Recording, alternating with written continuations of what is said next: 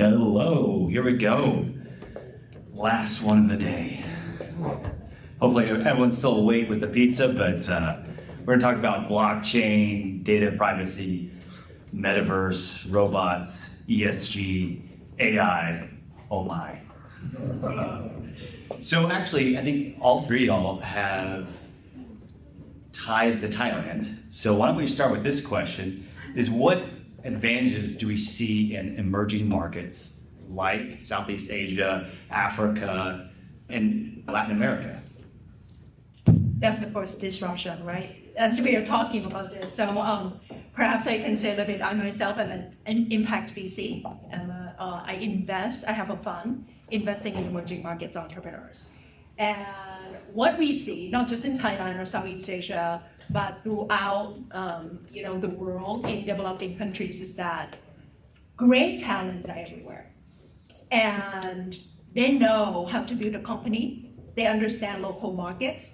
They might come over here to incubate their companies and try to scale initially, and then they bring the technology back home.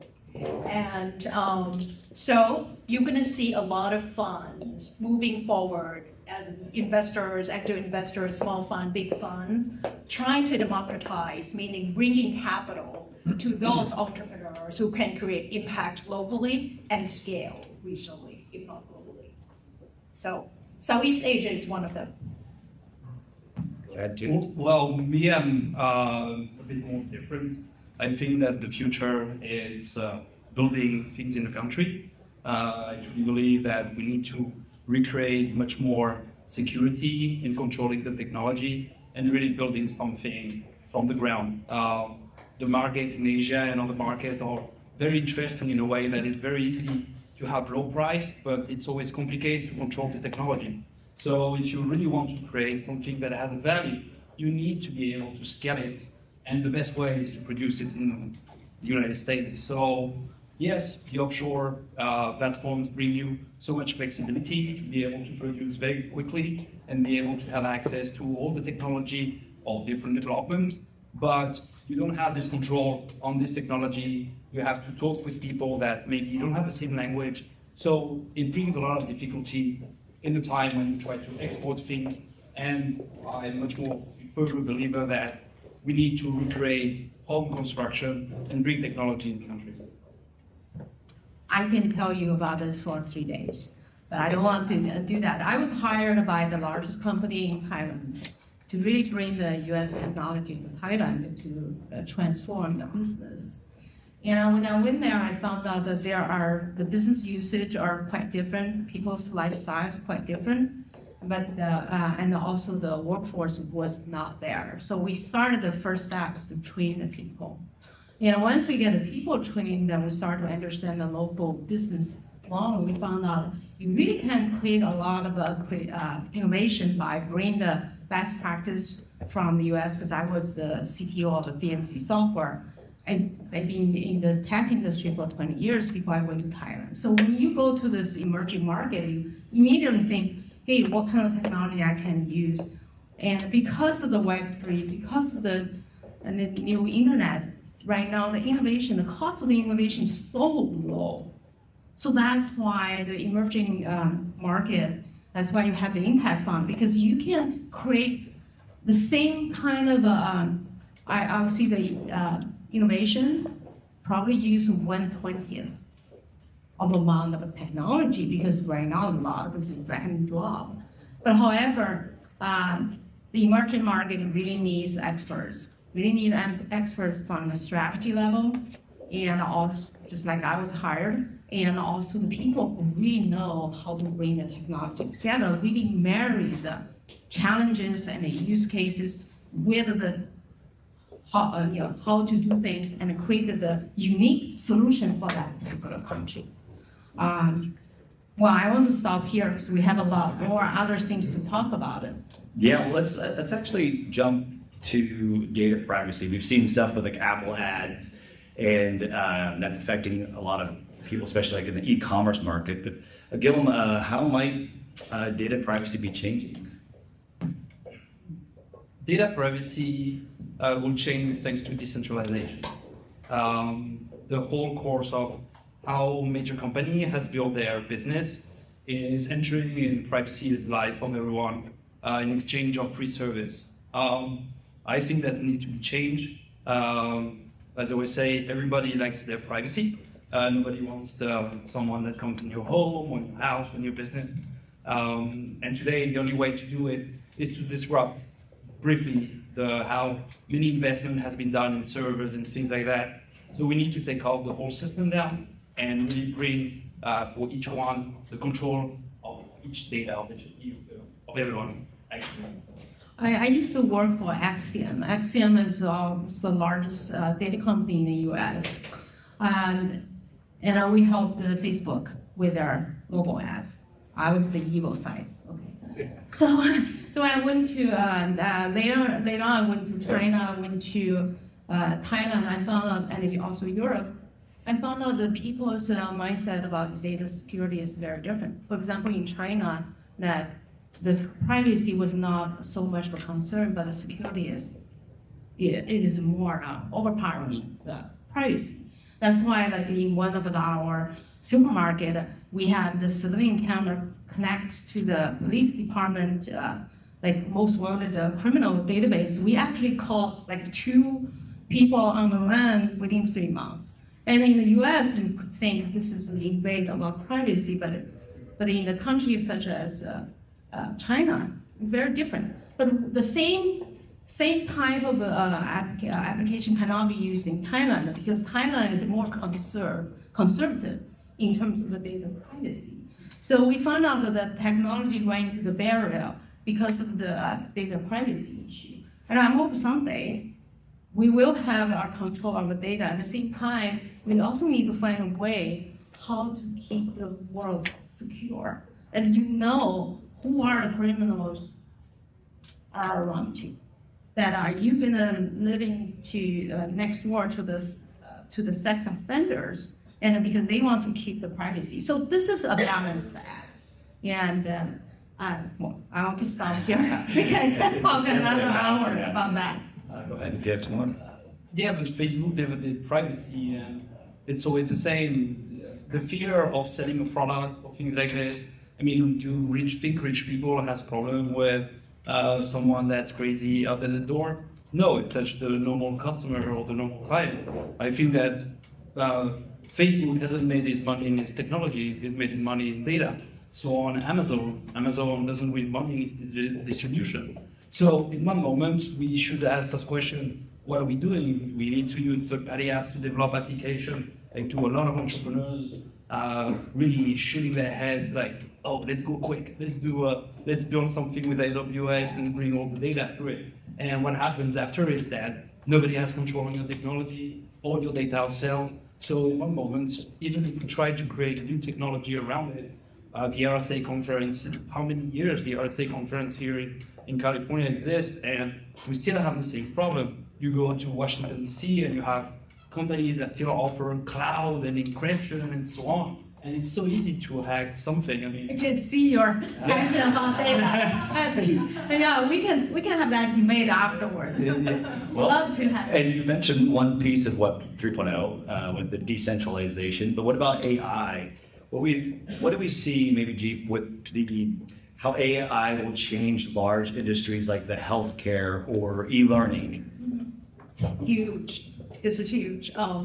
In fact, I invested in a portfolio company that, right now, most of them said, AI is kind of like the backbone of the company, no matter what sector they're in, across sector, ed tech, health tech.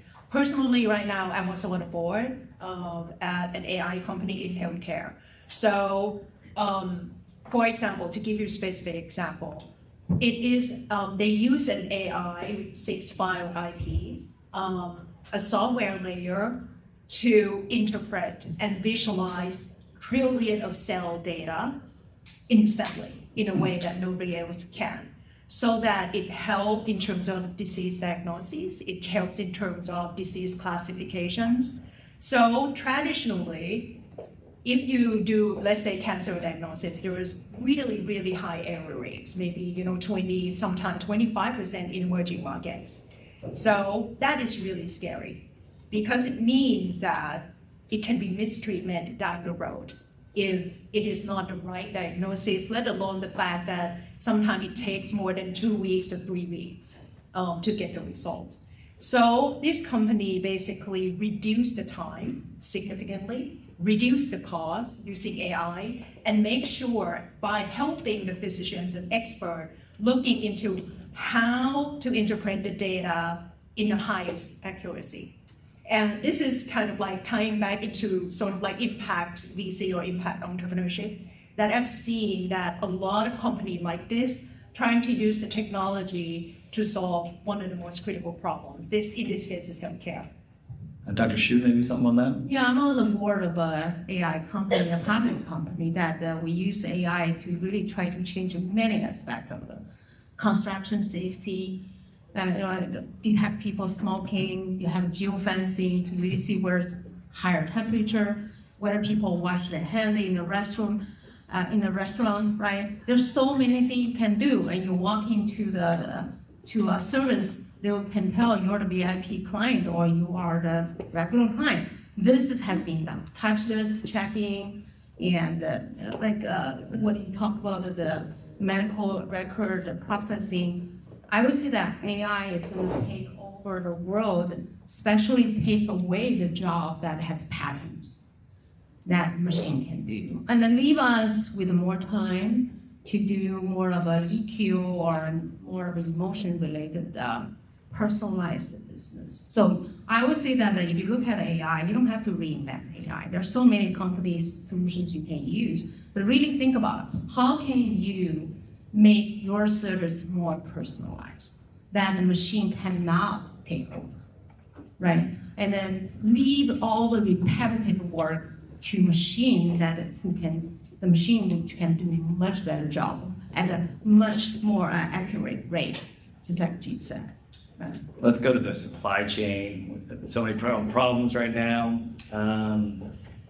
When do you think that companies are going to have more manufacturing in the U.S.? You mentioned some a little bit earlier. Actually, wherever you want to take the supply chain and the future of it. I believe the United States has an incredible power, which has everything. You can build everything in the US. I don't know, people are so fussed about it to go and produce and build the technology outside. Yes, it's cheaper. Yes, you give more money to your board of directory or your investors, but it doesn't mean that you control your technology. This is where it happens when you have IP problems. Building the technology outside of the supply chain is great, but you are lost. If you don't build all your intellectual property, you can go to China, Thailand, or any types of country, they will rip it off. So to do that and to really have control on it, you need to really produce. And then there is a problem of supply chain. Now, everybody has produced, Intel, big corporate, they all put their money in the same bag, everything in Asia, please. So no other country does it. And now they're all, this sort of supply chain. Yes, because you haven't done a good thing. You should have produced in your country. You don't put all your bags inside. So me as entrepreneurs and building the company and how to build the technology, we will do everything to reproduce all the chipset components here in the United States. Therefore, we control our supply chain, we control everything. Jeep or Dr. Shoot, agree or disagree? Or different perspectives? I would say that, yeah, you can try to produce as many things as you can, right? But the world needs probably more components that you can use. The future of the technology can bring the smart contract to make the supply chain smarter, and then in the near future, I already started that machine and people can do business seamlessly. And then at this point, you can have more of intelligence decision where you're gonna build your supply chain, where you want to build that the particular part. You know, as you said, the more control you have, the more independent you are. However, where is your customer? If you look at the U.S. Companies, your customer is the global market, right? Just trying to either build your stuff next to your market and Give you an example. People said we should build the cold chain in Africa. I said, why? Because we want to ship the green vegetable. I said, why do you do that? Why don't you just do the microgreen? You just ship the seed there, and they add water. They can grow their vegetable themselves instead of build very expensive cold chain. So there are, I would say that there are so many things you can consider about how to build a more efficient, smart, and a more cost-effective smart chain to serve your market, serve your global market. That's what I think. Well, we move on actually with the great resignation and the growing gig economy. How does one keep top talent, or are we going to see more further outsourcing, remote work, maybe cheaper everyone take? Yeah, this is an interesting topic as an economist by training. You know, I also advise startups that take advantage of this.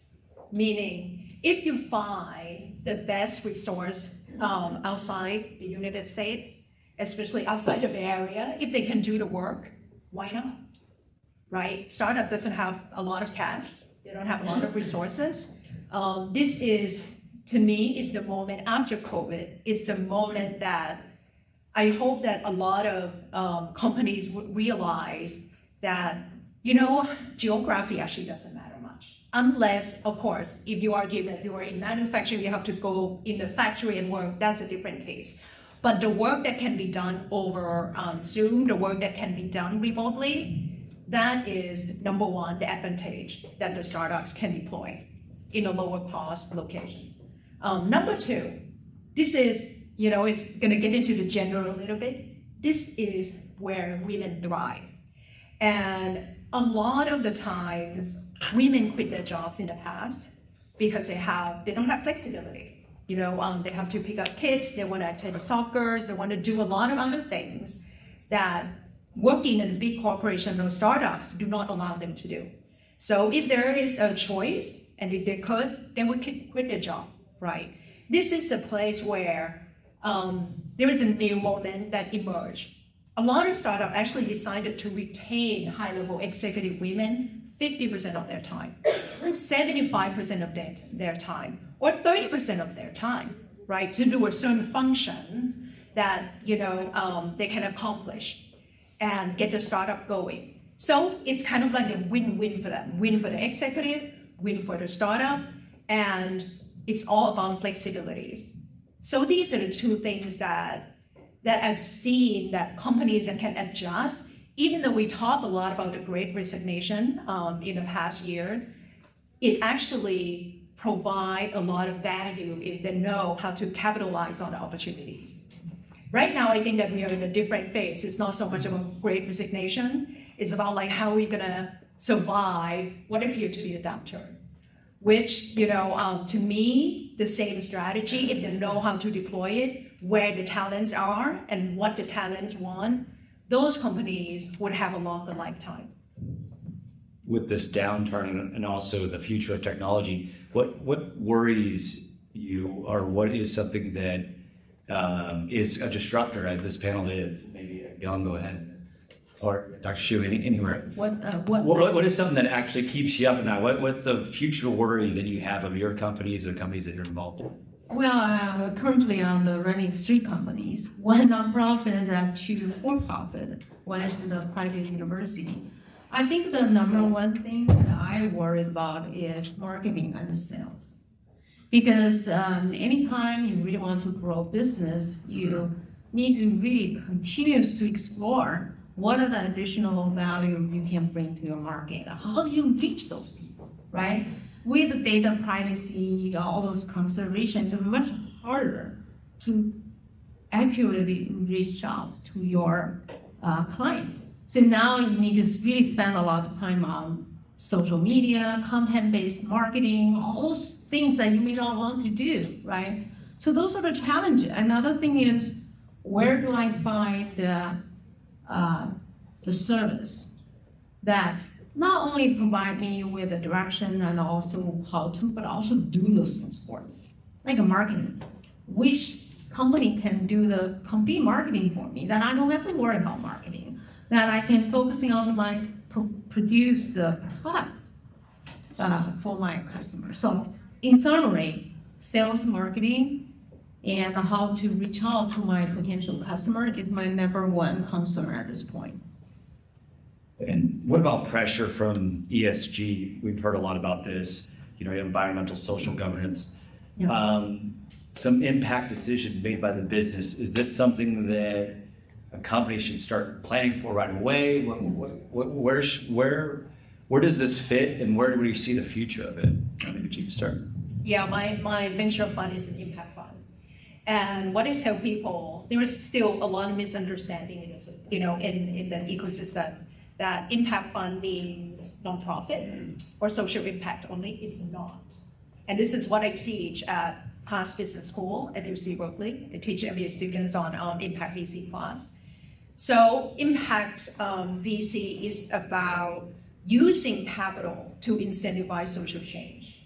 And when I run an impact fund, I actually expect the same returns financially from the portfolio company. But at the same time, I also want to see what kind of social or environmental impacts that they can bring on the table using the capital that I invest in. So you asked about the trend we call ESG trend, and there are, we are at the right moment to really put, exercise the capital in the right way, because number one, we talk a lot about the climate, right? United Nations came with social development goals, we call SDGs, and climate is one of them. We have gender, we have a lot of other areas that as a society we have to improve on. And that actually incentivized the capital owners when they invest in my fund. They are LPs, limited partners. So the investors tell me that, look, I have a lot of ways that I can invest and make money. They're billionaires and whatnot. So can you help using my capital to generate additional returns more than the financial returns? Because otherwise, I can ask my wealth managers to invest financial returns. So what else can the capital bring? So I think that's I wouldn't call it pressure, but I think that the incentive that they see now that money is powerful and they can incentivize the change, that number one. Number two, because of the trends that we have seen, the next generation, the new generation, the millennials and whatnot, they actually truly care about it. My students, MBA students at Berkeley, they wanted to know and learn right now, sustainability topic is the number one topic in the school. And they want to know what else they can do in order to bring the capital to create the change in the society. A lot of them went into the impact funds, a lot of them go into work in the big corporations, but they have the mindset of doing something differently. And I think that pressure from the capital owners, true incentive or motivations from the next generations, as well as the global change has shaped us in kind of like shift into the new paradigm of investment and impact entrepreneurship. Guillaume, you've worked all over the world, you've created a physical product. Has any governmental decisions or future decisions ever something that worries you about? So we have a lot of talk about the government coming in and maybe making some rules about AI and such, although I think they'll be way too far behind. But is there anything that's ever impacted your businesses? AI is already discussed at the government level, because in intellectual property, you have a real discussion on if a computer invents something, would you give the invention? Do you give it to a person? Do you give it to a computer? Today, we will not give the invention to the computer. We're still very far from that, so it's not like in Matrix. We are on time to do that. So we have time. I think the government is an incredible machine. They have a lot of needs, like all businesses. People are usually afraid about the government, but you just need to go. You can go to the CIA, knock on the door and say, oh, hello, this is my product. And you will find someone that will maybe introduce you. So the government strategically gives you the help first, to comfort your business, because sometimes with the government, you have someone to defend yourself with your business. So they are constantly in need. Government is really pointless. You need to create a product for the government that is like a Swiss knife. They want measurement. They want like a tailor. They don't want just a normal product. So in this particular aspect, I think the government has so much things to do, and it's an incredible market. The government wants new technology, be ahead of other countries, like France do it, like any types of country. So yes, that's what I think. We're actually pretty much out of time, and I think we're a little bit over time a little bit. So let's go ahead and end with key takeaways as well as how to contact you. And I can start. Okay, for the contact me, you can go to LinkedIn. To connect with me, Elizabeth Xu, last name XU, or go to our website at a2cacademy.org. But I think LinkedIn would be the best, right?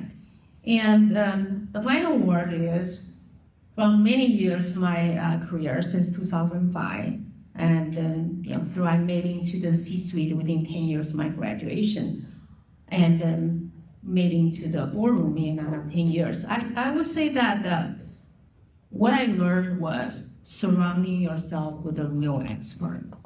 Two levels of expert. One is the directional, strategic expert. Another one is the people who know how to do things like Adam, right? We chatted briefly. The people who can take strategy, put it into the implementation. That you don't have to worry about it. You just leave your time to run your business, especially in technology. If you're not techy, leave it to the real expert. That's what I always say. I hire coaches, I hire mentors, because I don't want to waste my time. I don't want to just try all sorts of things without knowing the back doors, without knowing the hidden rules, without knowing the real games. So hire the expert, know the real game, shoot to the right direction, and hire the expert, do the right implementation. And your company will take advantage of this digital transformation. Okay, so for me, I'm gonna jump out to it. It was great. Me, I'm much more, if you don't know something, learn it. If you are CEO and entrepreneurs, you need to build your proper strategy. Experts are very nice, but then in French there's an expression, the experts are not the payers. So finally, at the end of the line, when they have to ask you something, it's you as an entrepreneur who need to discuss with your investors and your team why you didn't take this decision. So the more you have people around you, a CMO, a CTO, engineering, that's why I always say, don't do work outside.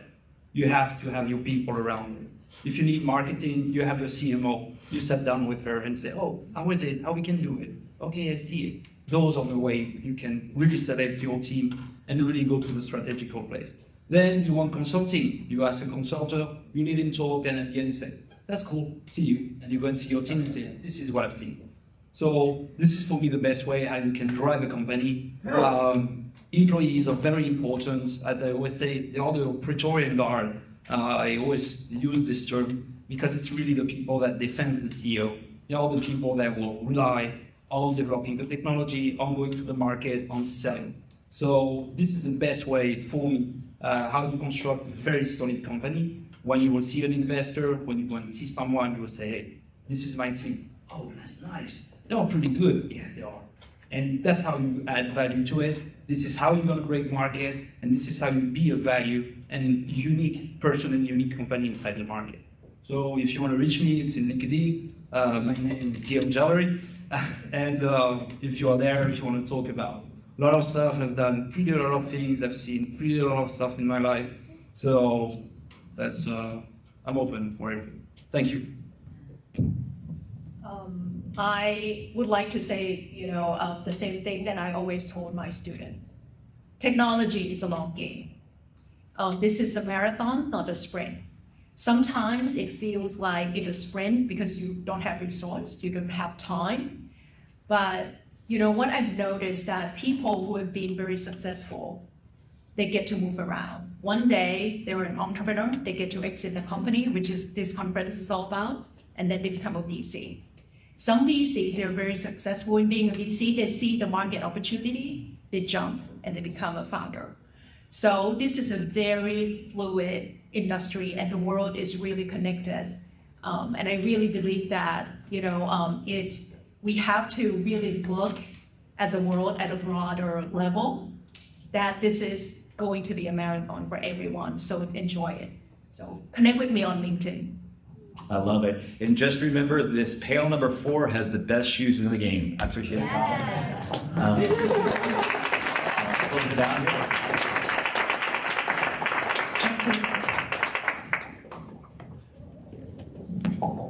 I want to thank everybody for coming today. I want to thank our panel once again. All our panels did an amazing job. Thank you, Darren. Give yourselves a round of applause.